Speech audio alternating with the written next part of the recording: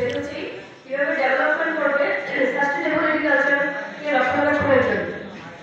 এটার main target হলো organic. তো এই যে স্কিমটা আমাদের ত্রিপুরা রাজ্যের বিভিন্ন ডিস্ট্রিক্টে ফেজ 1 শুরু হয়েছে 2016-17 থেকে। এখন ফেজ 1 একটা যখন স্কিম আসে তখন এটা অর্গানিক ভাবে চলার জন্য যেটা বলা হয় অর্গানিক সার্টিফিকেশন 3 বছর থাকে। 3 বছর হওয়ার পরে যখন যেই কৃষক ওই জমিতে কাজ করে ওই ল্যান্ডটা অর্গানিক সার্টিফিকেট একটা পায় ওই ফার্মার্সরা, অর্গানিক সার্টিফিকেশন বলে ওইটা নাম হয়ে যায়। তখন ওই জমি যখন যেই কষ্টই হবে ওটাকে অর্গানিক হিসেবে ধরা হয়। তো এই ফেজ 1 থেকে শুরু করে ফেজ 2, ফেজ 3, এখন ফেজ 4 শুরু হলো এই 24-25-এ।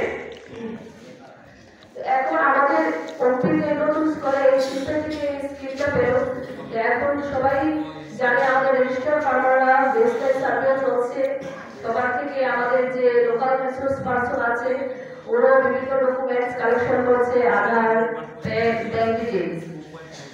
এগুলি মেইন উদ্দেশ্য স্যার যেটা বলেছে যে একটা ফার্মার্স যখন এই স্কিমটার ফেসিলিটি পাবে তার জন্য তাকে কিছু একটা শেয়ার করতে হবে, অংশীদার হতে হবে। যখন এফটিসিটা হবে, এফটিসি মানে কি? এফটিসিটা হলো ফার্মার প্রডিউসার কোম্পানি। এই কোম্পানিটা হবে 500 জনের কোম্পানি। একজন দুজন ফার্মার্সের পক্ষে তো সবকিছু করা সম্ভব না। যখন 500 জন ফার্মার একত্রিত হয়ে এই স্কিমটা চালাবে তখন এই কোম্পানির ফেসিলিটিও যেমন পাবে ওরা, সব ফার্মারের সুবিধা হবে যে কোনো একটা বিজনেস শুরু করতে।